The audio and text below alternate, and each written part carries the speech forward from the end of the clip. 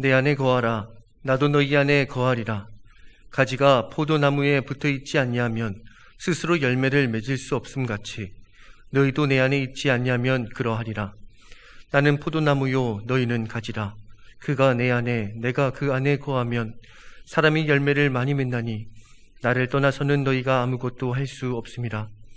사람이 내 안에 거하지 아니하면 가지처럼 밖에 버려져 마르나니 사람들이 그것을 모아다가 불에 던져 사르느니라.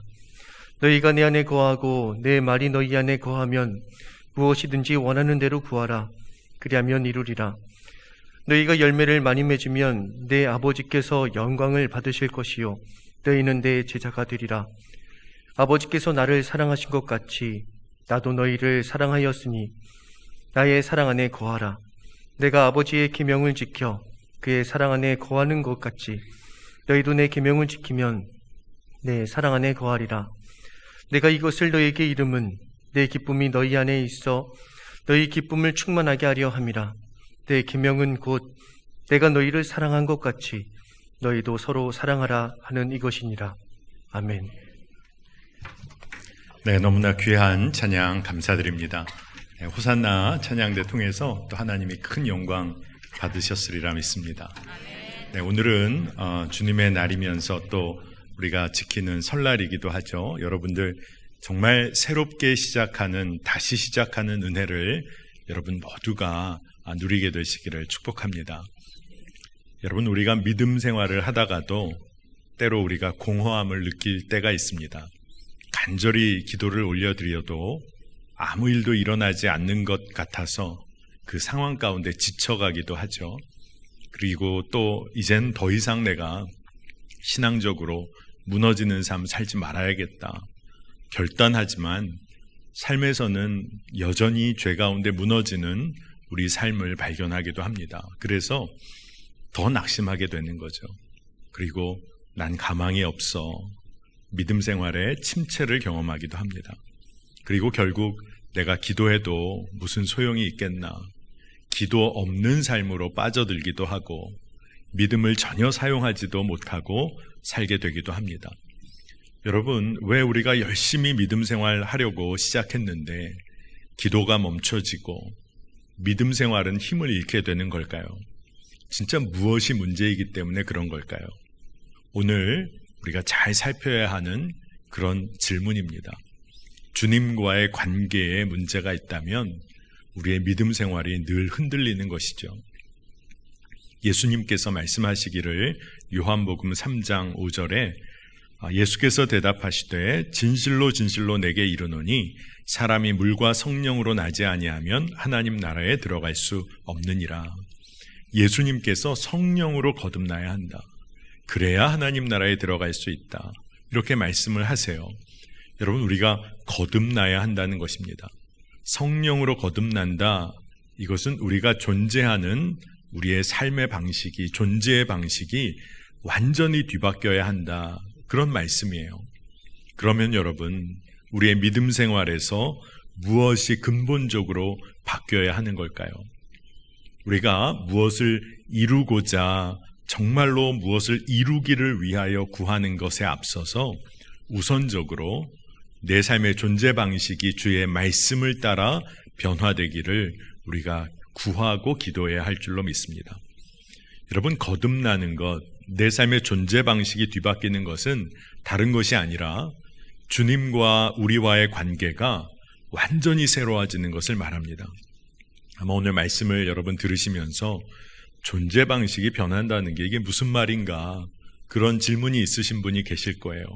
그런데 오늘 이 자리에 모인 모든 분들은 여러분이 태어날 때 다 존재 방식이 뒤바뀐 분들입니다.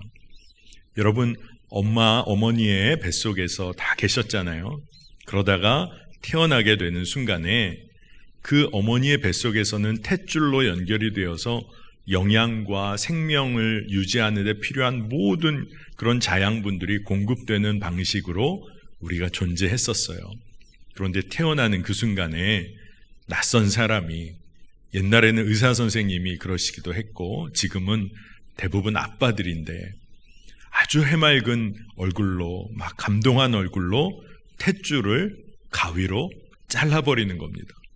모든 영양분이 공급되고 자신의 존재를 지탱했던 탯줄을 아빠라는 사람이 끊어버리는 거예요. 아이에게는 진짜 완전한 변화를 경험하는 겁니다. 근데 어떤 변화냐?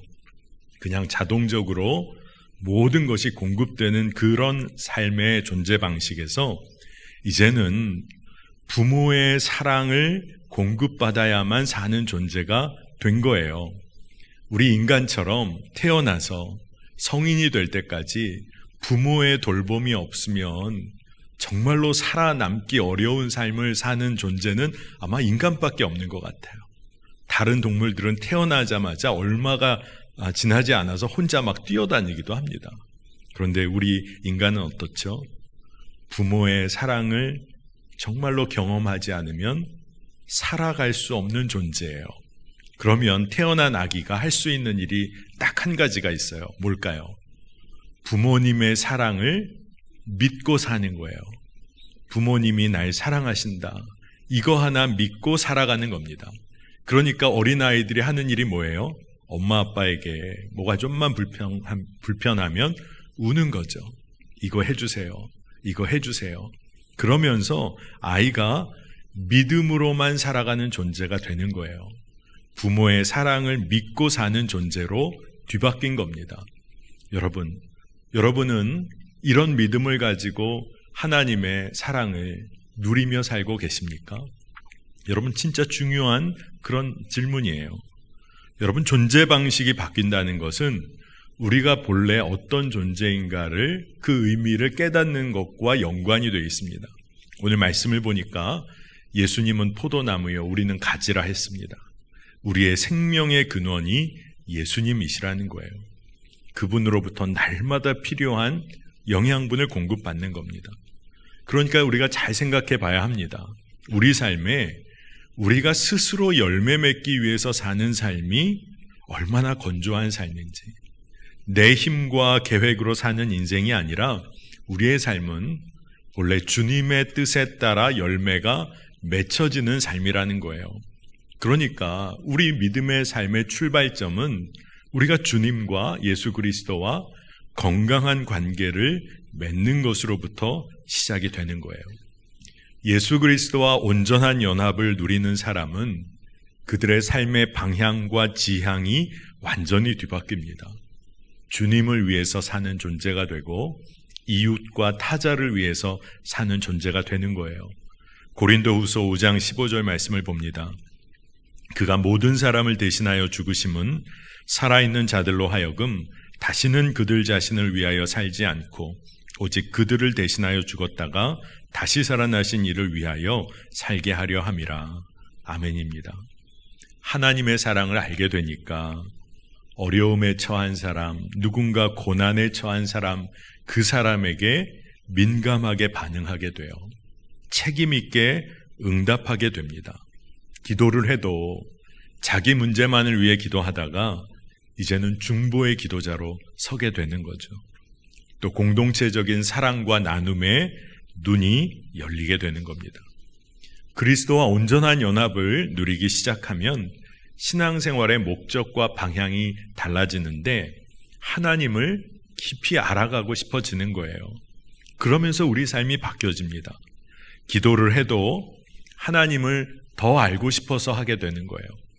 그분과 대화하고 그분과 교제하기를 원하기 때문에 기도하게 되는 거죠. 하나님께 요구하고 심지어 하나님께 강요하듯 구하는 삶이 아니라 이제는 하나님의 뜻을 깨닫게 되면 그대로 행하길 원하는 그런 관계로 나아가게 되는 겁니다. 아마 이곳에 모인 여러분들 다 한 번쯤 연애해 보셨죠? 건강한 남녀 교제의 관계는 어떤 모습일까? 서로를 소비하듯 만나는 관계는 아닌 거죠. 날 한번 행복하게 해봐. 날 즐겁게 만들어줘. 계속해서 요구하는 이런 관계가 아니라 서로 깊이 알아가고 이해하고 서로의 허물을 덮어주는 관계. 이게 진짜 건강한 관계가 되는 겁니다. 여러분, 하나님과의 관계도 이와 비슷한 거죠. 우리가 하나님을 알아가고 그분과 교제하며 신앙생활을 하다 보면 우리 삶에 드러나는 특징이 있습니다. 하나님 더 깊이 묵상하게 되고 그분의 성품을 누리게 되고 그 사랑 안에 거하게 되는 겁니다. 그러니까 그러한 삶을 살다 보면 여러분 우리 삶에 어떤 복을 누리게 될까요? 네네. 굉장히 중요한 대목이라서 이렇게 집중하도록 이렇게 소리가 잠깐 난 것 같아요. 네. 정말 우리가 믿음의 길을 걷다 보면 우리의 삶이 변하는 복을 누리게 되는 거예요.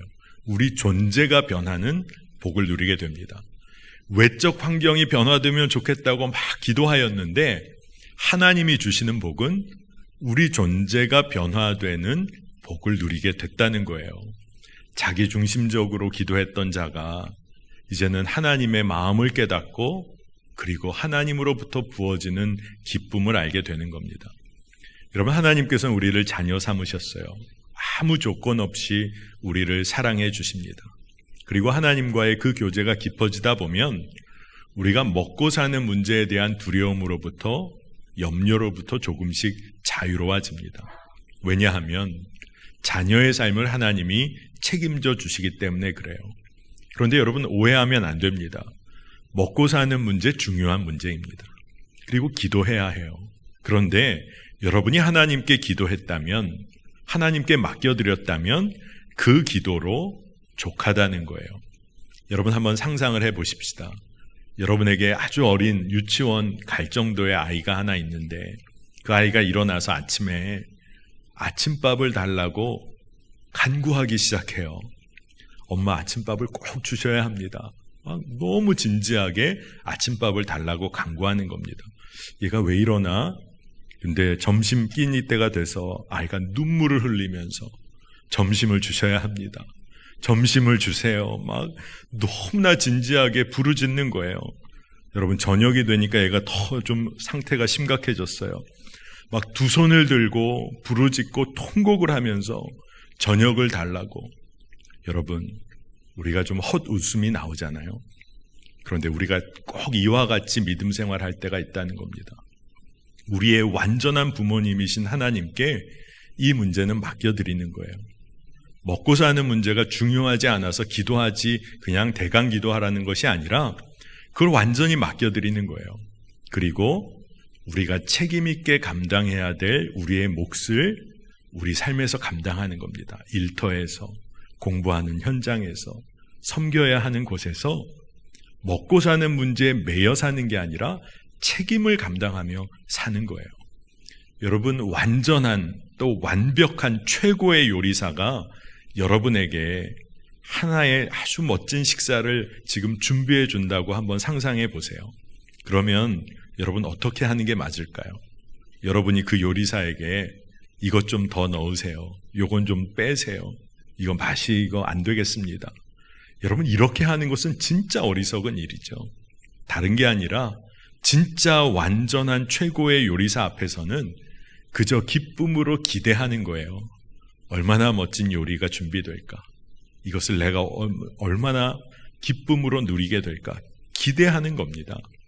그러니까 여러분 우리 믿음 생활에서 맛있는 음식을 얻냐 못 얻느냐가 중요한 문제가 아니게 돼요.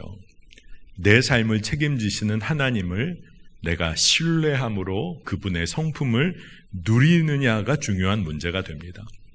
그러니까 올바른 관계의 출발점은 하나님을 인정하는 고백과 믿음인 거예요. 여러분 하나님과의 관계에서 여러분의 뜻을 끝까지 주장하며 살겠습니까? 아니면 하나님의 뜻을 구하며 누리며 살겠습니까?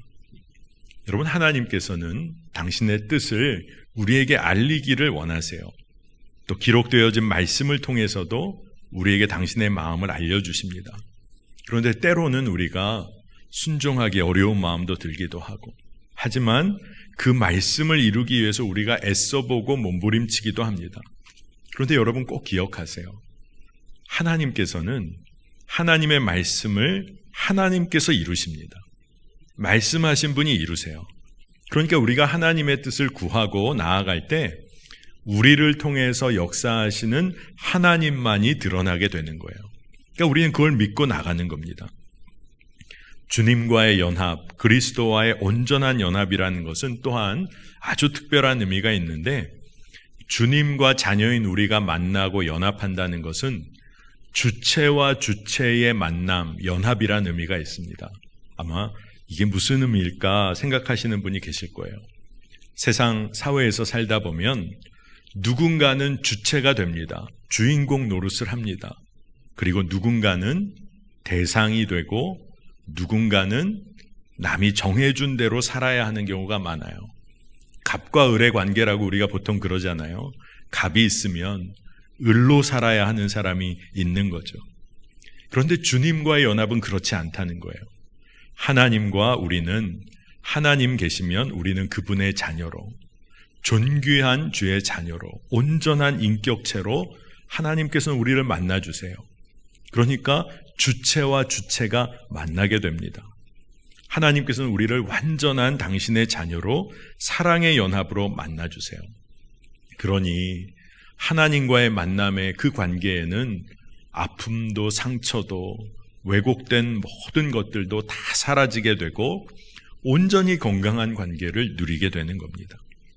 여러분, 이 관계를 누리게 되면 어떤 의미가 있냐 하면 고집된 나의 모습, 옛 자아는 사라지게 되는 거예요. 다시 말하면 철저히 자기를 부인하는 삶, 자아의 죽음을 경험하게 됩니다. 그리고 하나님의 은혜의 바닷속으로 깊이 빠져들게 되는 거예요. 여러분, 깊이 우리가 은혜의 바닷속에 들어가면 그곳에서 나는 나야, 내가 누군지 알아, 난 나야, 이렇게 자기 주장하며 살게 되지 않아요. 깊은 은혜의 바닷속에 들어가면 뭐만 보일까요? 바다만 보이는 거예요. 주님과 온전한 연합을 하면 주님만 드러나게 되는 겁니다. 여러분이 깊은 산속에 산행해서 들어갔습니다. 신선한 공기도 맛보고 푸르른 녹음도 여러분이 즐겼어요. 그런데 그곳에서 나는 정말 나야, 내 뜻대로 사는 사람이야, 그렇게 주장할 수 있습니까? 깊은 산속에 들어가 있을 때 다른 사람들이 그 산을 보면 그저 산만 남아있는 거죠. 여러분, 주님과의 연합은 우리의 고집된 옛 자아, 자기중심적인 내가 사라지는 경험을 하게 되는 거예요. 오직 주님만 드러나시는 겁니다. 그러니까 주님을 구하고 주님과의 이런 건강한 관계를 경험하다 보면 하나님의 마음을 알게 되고 그 뜻대로 행하고 싶어지고, 그러니까 우리의 존재의 방식이 바뀌는 거예요. 타자를 위한 존재, 주님을 위하고 이웃을 위하여 사는 존재로 우리가 바뀌어지는 겁니다. 제가 여러분과 말씀을 나눌 때 하영록 목사님이란 분을 소개한 적이 있습니다. 이분은 미국에서 팀하스라는 이름으로도 기업 활동도 하시는 분이에요. 침례교 독립교단 목사님이시면서 오바마 전 행정부에서는 건축자문위원도 하셨던 분이에요. 그런데 이분의 책을 보면 그가 아주 젊은 나이에 미국 기업의 중역의 자리에까지 올라가면서 굉장히 사회적으로 잘 나가던 시기가 있었습니다. 그런데 그가 하루 고속도로에서 운전을 하다가 정신을 잃게 돼요. 여러분, 고속도로에서 정신을 잃어버리고 운전 중에 그렇게 되면 어떻게 될까요? 큰 사고잖아요. 근데 다행히 긴급하게 구조가 돼서 병원에 이송이 됩니다. 근데 그 교통사고보다 더 심각한 문제가 뭐냐 하면 병원에서는 심장에 너무나 큰 문제가 예전부터 있었는데 이것 때문에 이렇게 됐다는 거예요. 그래서 심장 이식 수술을 급히 하지 않으면 생명에 어려움이 있다. 그래서 이 하영록 목사님이 그때부터 기도하기 시작하고 하나님의 마음을 구하기 시작합니다. 근데 이 하영록 목사님의 아버님이 예전에 부산 영도에서 나환자촌 한센시병을 겪는 사람들을 돌보고 섬겼던 그런 목사님이세요. 그러니까 이 하영록 목사님 어린 시절에 그곳에 같이 살았던 그런 분이에요. 그래서 학교 갈 때면 아이들이 나환자촌에서 나온다고 돌을 던지고 놀리고 그런 일을 겪으며 자랐던 분인데 미국에 어렸을 때 이민을 온 겁니다. 근데 이분이 옛 생활이 다 머릿속에 마음속에 떠오르면서 하나님께 계속 기도를 하게 되는 거예요. 그런데 첫 기도의 제목은 그가 글에 쓰기를 심장을 고쳐달라 기도하기 시작했는데 계속해서 하나님께 기도하는 가운데 그의 기도의 제목이 바뀌었다는 겁니다. 하나님, 심장을 고쳐주시는 게 아니라 제 마음, 제 전 존재를 고쳐주세요. 제 삶을 고쳐주세요. 이렇게 기도하게 됐다는 것입니다. 여러분 어떻습니까? 우리가 하나님의 뜻을 구하기 시작하면 하나님의 역사가 우리 삶에 이루어집니다.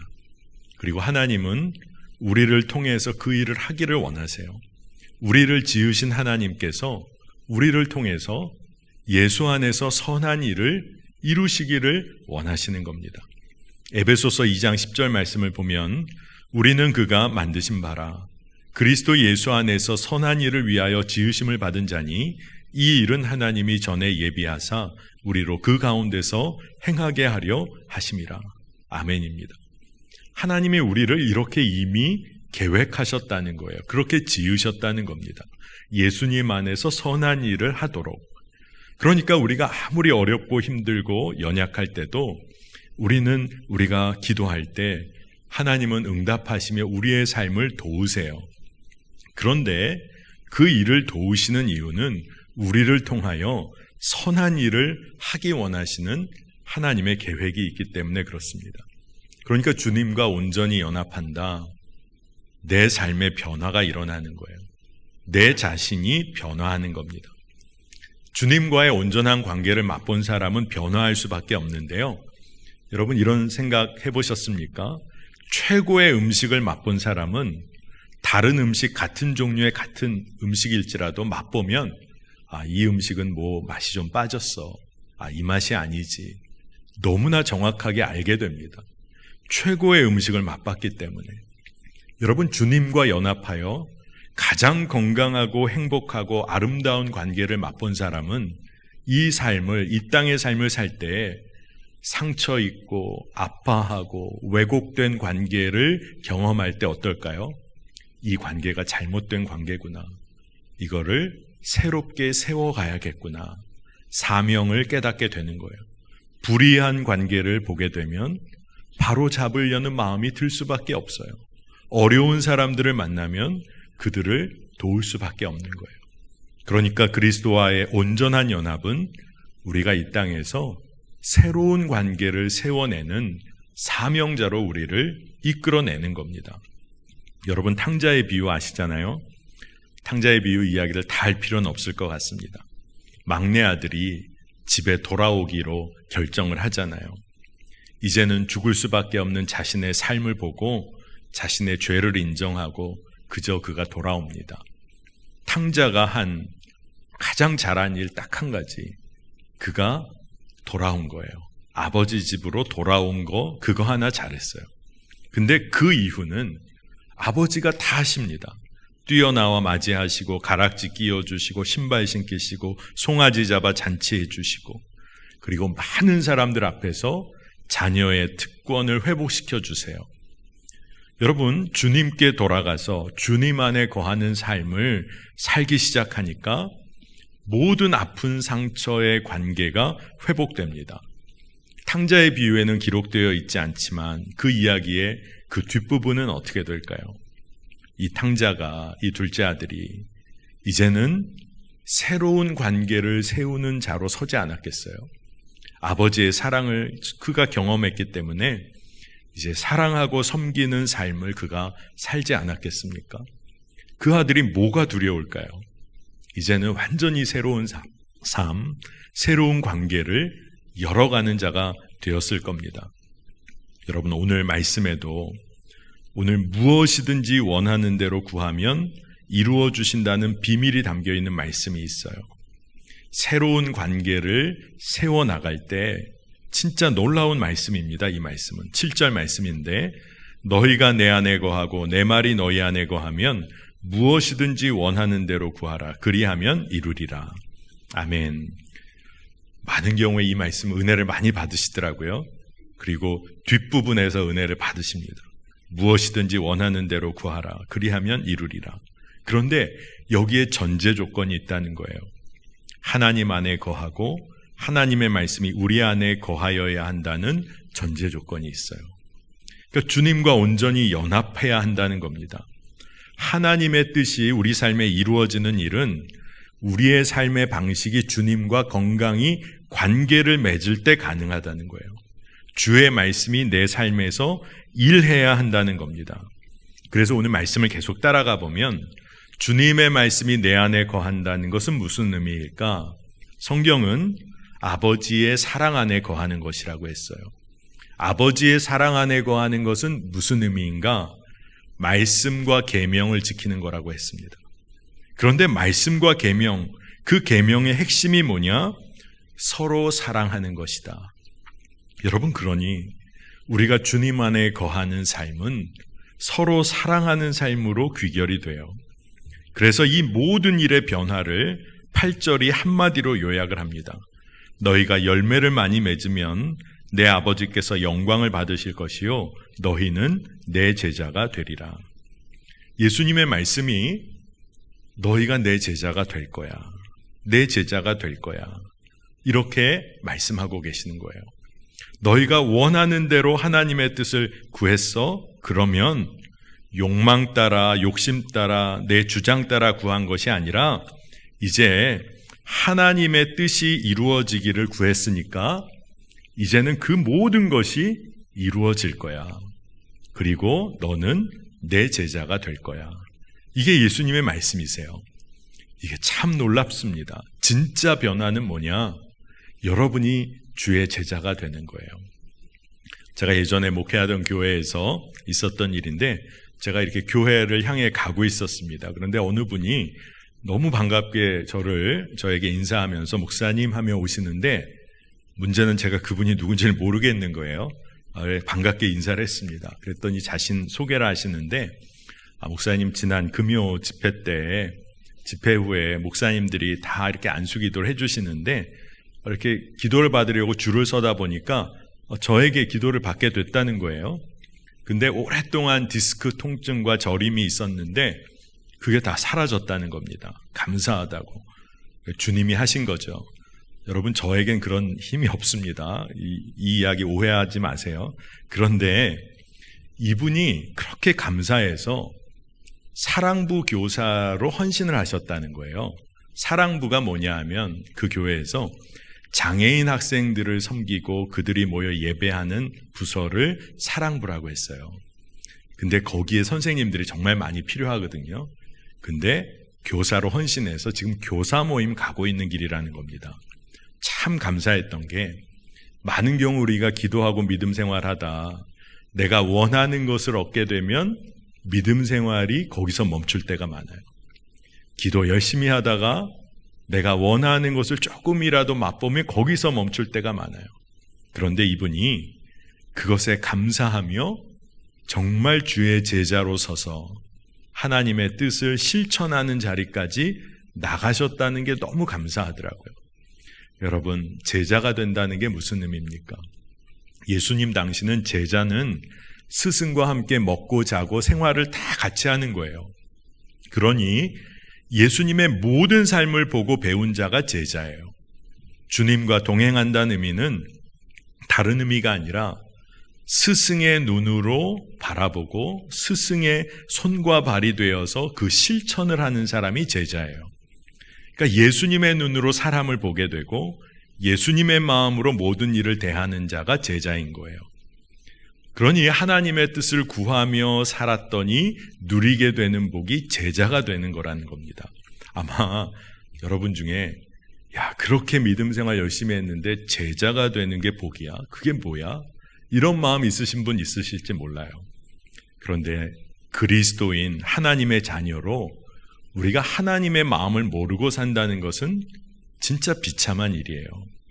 그런데 제자가 된다는 건 정말 놀라운 축복입니다. 왜냐하면 하나님의 마음으로 세상을 보고 여기서 전혀 다른 삶을 살기 시작한다.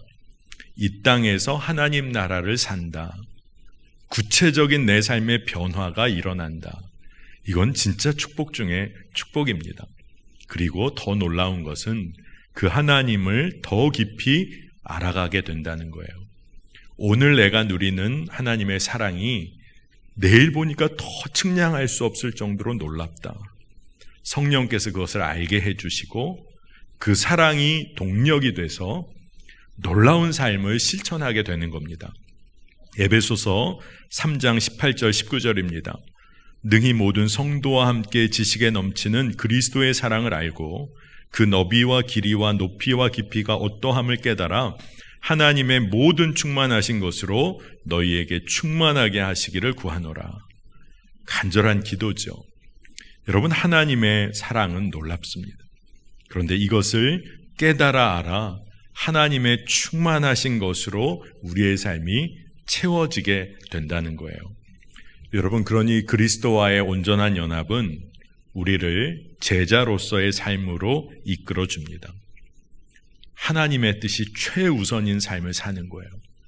욕망에 휩쓸리지 않고 평안을 누리게 됩니다. 주님과 같은 곳을 보게 되는 거예요. 그리고 우리 삶을 주께 맡깁니다. 그리고 내 삶이 주의 뜻을 이루는 통로가 되는 거예요. 여러분, 그렇기 때문에 그리스도와 연합한 삶은 단지 신비로운 믿음 생활이 아니라 하나님의 뜻대로 살아가는 거고 우리의 몸을, 삶을 하나님께 드리는 거예요.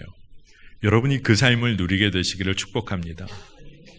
주님과의 교제에 초점을 맞춰서 여러분 기도해 보시고 하나님의 말씀을 깊이 묵상했다. 그리고 그 마음이 품어졌다. 그러면 여러분 마음으로, 삶으로 순종해 보세요. 기도를 해도 우리가 무슨 주문을 외우며 기도하는 거 아니잖아요. 삶으로 작은 실천을 올려드리며 기도해야 하는 겁니다. 예를 들어서 여러분 건강을 달라고 기도하셨다면 여러분이 감당할 수준의 운동도 하셔야 되는 거예요. 그렇잖아요. 건강을 구했다면 이제 믿음으로 이제 내가 마땅히 감당할 운동도 시작해야 하는 것이죠. 건강을 달라 했다면 내가 음식을 조심해야 하는 것, 탐식했던 것을 멈춰야 하는 것이죠. 여러분 중에 아마 자녀를 위한 기도들 많이 하실 거예요. 자녀를 위하여 한참을 열심히 기도했는데 집에 가서는 아이를 쥐잡듯이 하면 여러분 그게 되겠나요? 아이를 위하여 기도하였다면 아이가 평안함과 하나님의 사랑을 알 수 있도록 부모가 그 통로가 되어야 하는 것이죠. 주님 안에 거하며 주의 뜻을 구하며 기도하였더니 제자가 되었다는 거예요. 예수님의 삶의 방식이 내 삶에 드러나기 시작했다는 겁니다. 그러니 이제 우리가 예수님의 삶을 따라가는 축복을 누렸으면 좋겠어요. 마가복음 1장 38절 39절입니다.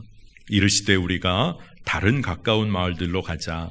거기서도 전도하리니 내가 이를 위하여 왔노라 하시고 이에 온 갈릴리에 다니시며 그들의 여러 회당에서 전도하시고 또 귀신 들린 귀신들을 내쫓으시더라. 아멘입니다. 이 말씀을 보니까 예수님이 이 땅에 오신 이유를 말씀하시는데 하나님 나라 선포하고 전도하고 병든 자 아픈 자 품어내고 귀신을 내어 쫓는다. 이 말은 요즘으로 말하면 귀신 들린 자, 세상 가치에 묶여 사는 사람들 다 풀어내는 일을 주님이 하셨다는 거예요. 자, 우리가 주의 제자가 되었습니다. 주와 온전한 연합을 누리며 주의 제자의 길을 걷는다. 우리가 이 일을 감당해야 되는 것이죠. 하나님 나라를 선포하고 병든 자, 고통받는 자 품어내고 그리고 세상의 가치에 매여 사는 사람들에게 다른 길이 있다. 우리가 말할 수 있는 자. 이게 진짜 은혜 중에 은혜예요. 왜 은혜가 될까요? 우리가 이 일을 감당할 때 우리는 이미 이 땅에서 다른 삶을 살고 있으니까. 전혀 다른 삶을 주와 함께 살고 있기 때문에 그렇습니다. 여러분, 오늘 여러분이 그리스도와 온전한 연합을 누림으로 제자의 길을 담대히 걷게 되시기를 축복합니다. 자, 우리 기도하겠습니다. 하나님, 은혜를 감사드립니다.